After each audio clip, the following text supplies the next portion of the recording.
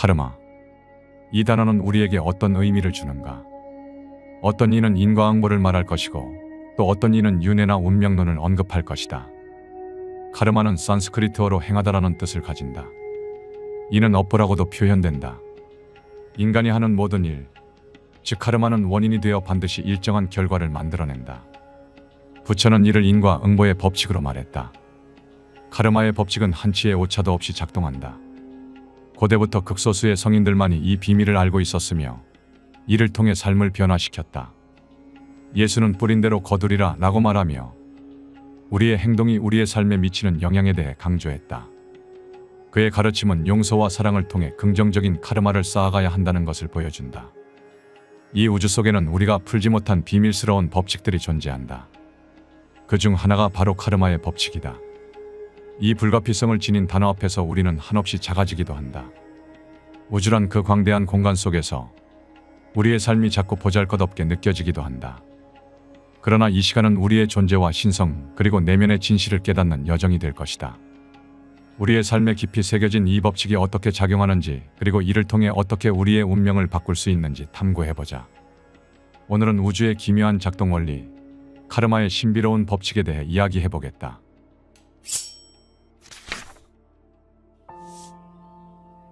지금 이 순간 우리는 누구나 고유한 과제를 갖고 이 세상에 태어난다. 이것은 명이라고 표현할 수 있다. 각자의 과제를 풀기 위해 이 지상에 온 것이다.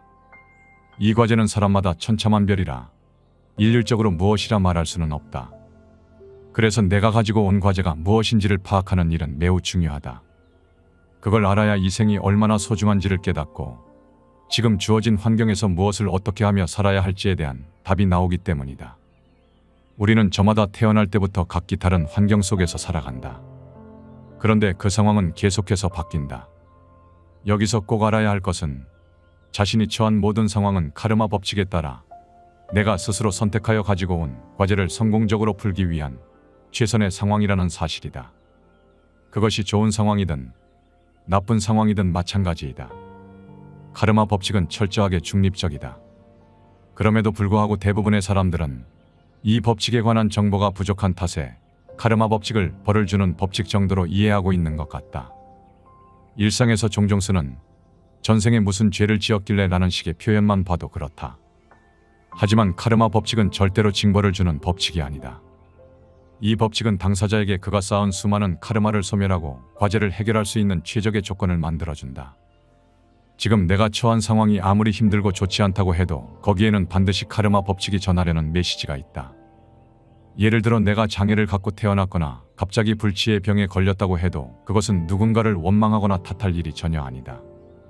왜냐하면 내 사정이 그렇게 된 데에는 균형을 잡고 교훈을 주어 나를 영적으로 더 성장하게끔 인도하는 카르마 법칙의 배려가 숨어 있기 때문이다.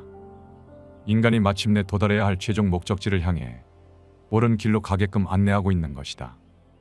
그래서 어떤 상황에 있든지 간에 지금 이 순간을 최우선으로 두어야 한다. 과거와 미래는 실상 없는 것이며 우리에게 주어진 건 현재뿐이기 때문이다. 현재의 순간은 우리가 과거의 행동과 선택으로 만들어진 결과이며 동시에 미래를 위한 새로운 원인이 된다. 현재를 소중히 여기는 것은 카르마 법칙의 본질을 이해하는 것이다. 지금 이 순간에 충실하고 주어진 과제를 성실히 풀어나가는 것이야말로 우리의 삶을 풍요롭게 하고 영적 성장을 이루는 길이다. 지금 이 순간을 살아가는 태도가 우리의 카르마를 결정짓는다. 긍정적인 마음가짐과 감사하는 태도로 현재를 대한다면 이는 미래의 긍정적인 결과를 가져올 것이다. 따라서 우리는 매 순간을 의식적으로 살아가야 한다. 과거에 얽매이지 않고 미래를 두려워하지 않으며 지금 이 순간에 집중하는 것이다. 그렇게 할 때 우리는 비로소 진정한 자유와 평화를 찾을 수 있다. 이를 통해 우리는 자신의 과제를 성공적으로 풀고 궁극적으로 더 높은 차원의 존재로 성장할 수 있을 것이다. 도덕적 인과론. 카르마 법칙은 인과론이다. 하지만 그냥 인과론이 아니다. 카르마 법칙에는 물리적 인과론에는 없는 도덕의식이 들어가기 때문이다. 그래서 카르마 법칙은 인과론과 도덕을 합해서 도덕적 인과론이라 할 수 있다. 조금 다르게 표현하면 카르마 법칙은 인간이 도덕적인 완성을 꾀할 수 있도록 돕는 법칙이다. 인간의 가장 깊은 마음에는 지선의 성품을 갖고 있다. 지극한 선에서는 상대의 악을 악으로 보지 않고 그 속에 선이 내재해 있음을 안다. 또한 상대의 악을 거울 삼아 나의 악을 살피고 악 속에 선이 숨겨져 있음을 자각한다. 그러면 선과 악의 분별을 내려놓고 지선만을 바라보게 된다. 이것을 불교에서는 불성이라 하며 그리스도교에서는 신성이라 한다. 카르마 법칙은 우리 인간으로 하여금 이러한 성품을 다시 찾을 수 있게끔 안내하는 법칙이다. 우리가 도덕적인 삶을 살지 않으면 카르마 법칙은 여지없이 우리의 삶에 관여해 궤도를 수정하라고 권한다. 궤도를 수정하는 방법은 간단하다. 우리에게 고통을 주는 것이다. 내가 욕을 해서 상대방에게 모욕을 주었다면 카르마 법칙은 언젠가 나로 하여금 그와 비슷한 일을 당하게 만든다. 그러면서 다른 사람에게 모욕을 주는 일이 얼마나 나쁜 것인지 깨닫게 해주는 것이다. 그러한 일이 본인의 도덕적 성장에 얼마나 많은 저해를 가져오는지 알게 해주는 것이다. 반대의 경우도 마찬가지이다. 좋은 일을 하면 좋은 과보가 있기 마련이다. 어떤 기관에 돈을 기부했다고 해보자. 그러면 여기에는 좋은 과보가 생길 것이다. 하지만 이때 중요한 것은 어떠한 대가도 바라지 않아야 한다는 사실이다. 순수한 마음으로 순수한 의도를 가지고 기부하는 것이 중요하다. 하지만 반대로 어떤 이가 자신을 과시하기 위해 돈을 기부했다면 아무리 많은 돈을 내더라도 좋은 과보를 기대하기 힘들다. 의도가 불순하기 때문에 효과가 없는 것이다. 카르마 법칙에서는 의도와 감정이 대단히 중요하다. 순수한 마음으로 선한 일을 했다면 그에 따른 포상을 해주는 것이다. 좋은 심성을 계속해서 기를 수 있도록 격려하는 것이다. 그렇다면 윤회의 관점에서 카르마는 어떻게 작동할까? 어떤 사람이 높은 지위에 올라 강한 권력을 쥐고 다른 사람들을 무시하고 깔보면서 살았다고 가정해보자. 이러한 행동은 도덕적으로 흠결이 많다. 그런데 다행히 그 생애 동안 자신의 잘못을 깨닫고 뉘우쳤다면 카르마 법칙은 관여하지 않는다. 그러나 그가 일생 내내 그런 태도를 유지하고 고치지 않은 채 생을 마감했다면 다음 생에는 카르마 법칙이 작동하게 된다. 이럴 때 가장 일반적인 과보는 이전 생과 반대의 생이 전개되는 것이다. 이 사람은 이전 생에 높은 지위에 있었으니 이번 생에는 사람들에게 무시당하기 쉬운 미천한 지위를 갖게끔 카르마 법칙이 안배해준다. 카르마 법칙의 의도는 간단하다. 남에게 무시당했을 때 얼마나 모욕스러운지 느껴보라는 것이다.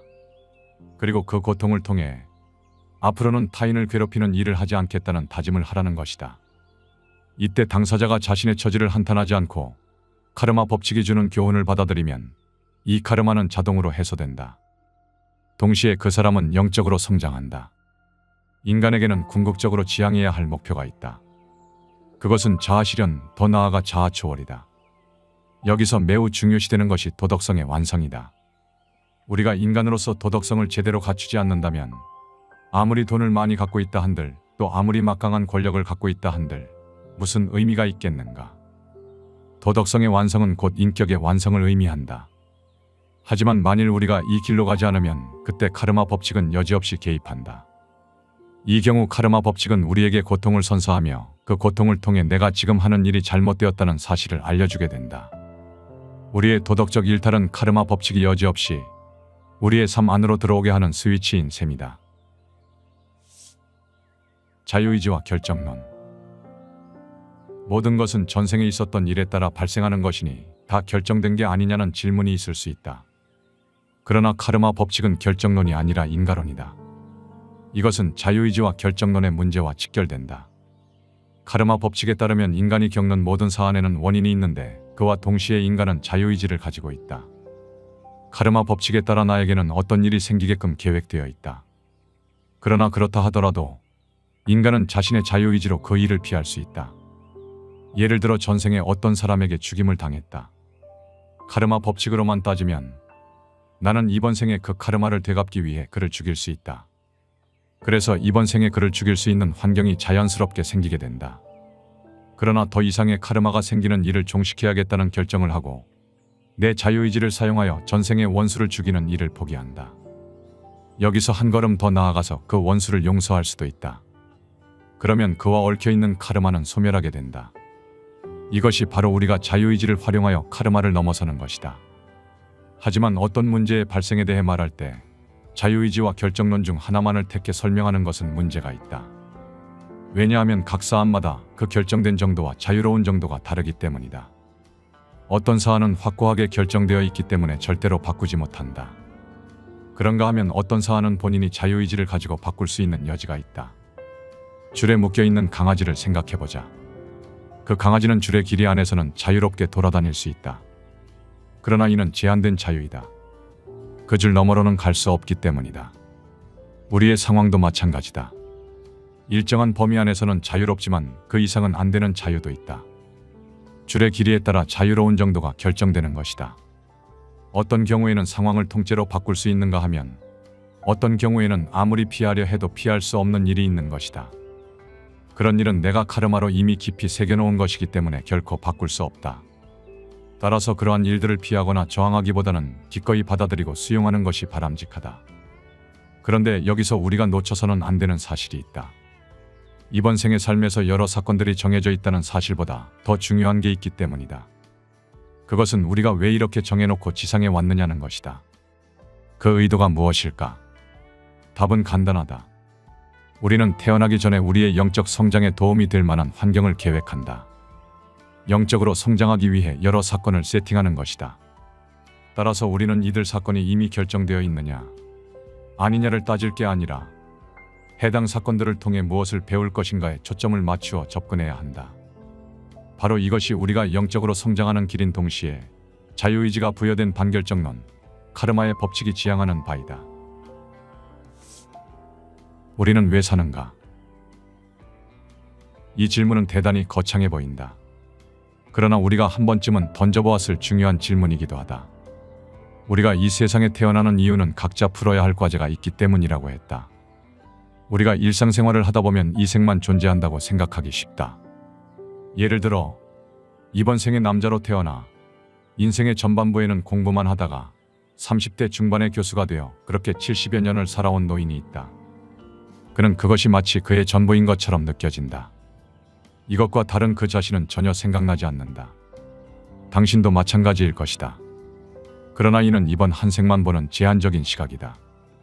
카르마 법칙에 따르면 우리는 언제 시작했는지 모를 정도로 수많은 생을 살아왔다. 그 많은 생을 사는 동안 성별도 모습도 계속 바뀌었을 것이다. 다양한 직업을 전전했을 것이며 전혀 다른 시대에 다른 지역에서 태어나 다양한 성격을 갖고 살았을 것이다. 이번 생에 내가 이런 모습으로 사는 것은 카르마 법칙에 따라 내가 정한 것이다. 그러니까 우연히 이렇게 된 것이 아니라는 말이다. 우리는 영혼의 형태로 영혼들의 세계에 머물러 있었다. 그런데 우리는 여전히 지상에서 해결해야 할 카르마를 많이 갖고 있었다. 그러다 몇몇 카르마를 해결할 수 있는 여건이 지상에 형성된다. 이 여건은 자신이 만들 수도 있다. 이렇게 여건이 만들어지면 등장하는 존재가 있다. 보통 마스터라고 불리는 존재인데 이들은 더 이상 환생하지 않는 영적으로 매우 뛰어난 상위 영혼이다. 이들은 지상에 내려오지 않고 영혼의 세계에 머물면서 환생을 거듭하는 일반 영혼들을 위해 봉사하고 있다고 한다. 우리가 마스터와 가장 먼저 해야 할 일은 다음 생에 내가 어떤 카르마를 소진할지를 정하는 것이다. 우리의 영혼에는 엄청난 카르마가 저장되어 있어 그것을 한 생에 다 소진시키는 것은 불가능하다. 그래서 우리는 그 가운데에서 다음 생과 연관이 있는 카르마를 골라야 한다. 이렇게 해서 선정한 카르마가 곧 지상으로 내려가 살게 될 생애에 풀어야 할 평생의 과제가 되는 것이다. 마침내 이번 장을 시작하면서 물었던 질문에 대한 답이 나왔다. 우리 인간이 사는 이유는 바로 내가 선정한 이번 생의 과제가 무엇인지를 정확히 알아내고 그것을 해결하기 위해서다. 바로 이것이 인생의 목표라고 할 수 있다. 이렇게 보면 도대체 내가 왜 이 세상에 태어난 것일까? 사는 게 힘들고 아무 의미도 없는 것 같은데, 죽으면 다 끝인 것 같은데 왜 살아야 할까라는 질문은 잘못된 것이라고 할 수 있다. 대신 이번 생에 내가 풀어야 할 과제는 무엇일까라는 질문을 진지하게 던지고 그 답을 얻기 위해 올인해야 한다. 이 작업은 생을 마칠 때까지 계속해야 할 것이다. 언제 이 작업을 시작하든 그것은 문제가 되지 않는다. 늦은 때란 없기 때문이다. 이것이 우리 인생의 목표이다. 당신은 살아야 할 이유를 공연히 먼 데서 찾지 않길 바란다.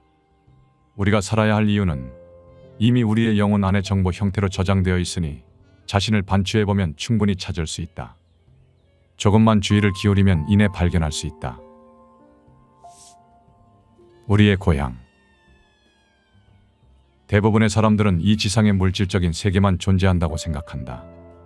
이 물질계가 눈에 보이고 손에 잡히는 유일한 세계이기 때문에 충분히 그렇게 생각할 수 있다. 물질적인 가치, 돈이나 권력, 향락, 무력에 빠져 물질적 삶을 충실하게 살아간다. 그러나 한 가지 간과한 사실이 있다. 이러한 삶은 우리의 진정한 고향이 이 지구가 아니라 지구 학교를 졸업한 다음에 가는 영적 세계라는 사실을 알지 못하기 때문에 반복된다. 사람들은 나 자신을 생각할 때 육신을 먼저 떠올리고 그 육신을 나라고 생각한다. 그런데 이 육신은 내가 아니다. 그렇다면 나란 누구인가? 나는 내 영혼이라고 할 수 있다. 육신은 내 영혼이 지상에서 활동하기 위해 입는 지구 옷일 뿐이다. 그러다 이 육신이 너무 낡아 영혼을 담아놓을 수 없게 되면 영혼은 육신을 떠난다. 이것이 바로 죽음이다. 이런 관점에서 보면 지구는 많은 것을 체험하면서 배우고 카르마를 해소하기 위해 오는 임시 거처일 뿐이다. 우리의 진정한 고향은 이 지상에 오기 전에 있었던 영적 세계이다. 그러나 우리는 이 지상에 태어나면서 그 세계에 대한 기억을 전부 잊어버린다. 사실 의도적으로 망각한다고 봐도 무방할 것이다. 그것은 우리가 이전 생에서 가져온 과제, 즉 카르마를 풀려고 할 때 새로운 시도를 해보라는 뜻이기 때문이다. 언제인지는 모르지만 이전 생에서 그 생에 할당되었던 과제를 푸는데 성공하지 못했다. 그런 까닭에 그 과제는 최적의 조건이 형성된 이번 생으로 넘어왔다. 여기서 만일 이전 생에서의 기억이 있다면 어떻게 될까? 아마 또다시 그 방법을 쓰고 똑같은 실수를 되풀이할 가능성이 생겨날 것이다. 그러므로 우리는 이번 생에서 새로운 시도와 배움을 통해 카르마를 해소해야 한다. 과거의 기억을 지운 상태에서 순수한 마음과 자유의지로 과제를 풀어가는 과정이 바로 영적 성장을 이끄는 것이다.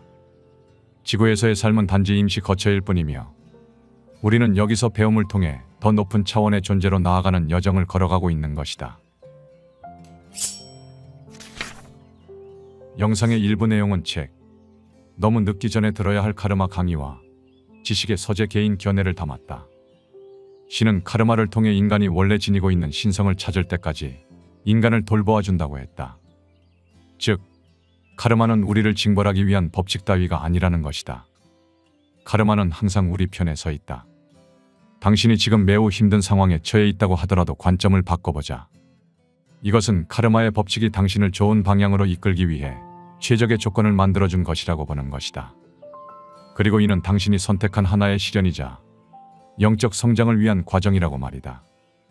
우리가 해야 할 일은 그때마다 카르마가 나에게 부여하는 일이 무엇인지 알아내는 것이다.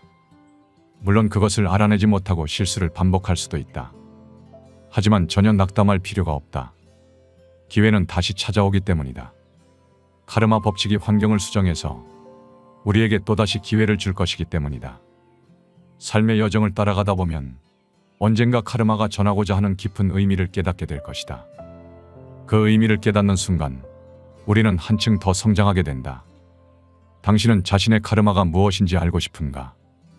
카르마를 이해한다는 것은 결국 나 자신을 이해하는 것이다. 지금 눈을 감고 당신의 내면의 울림을 들어보라. 우리의 영혼은 신성한 여정을 걸어가고 있다. 카르마는 그 여정에서 우리를 이끄는 빛이다. 매 순간의 선택이 당신을 더 높은 곳으로 인도할 것이다. 당신의 내면에 깃든 신성은 그 길을 비추고 있다. 그 빛을 따라가라.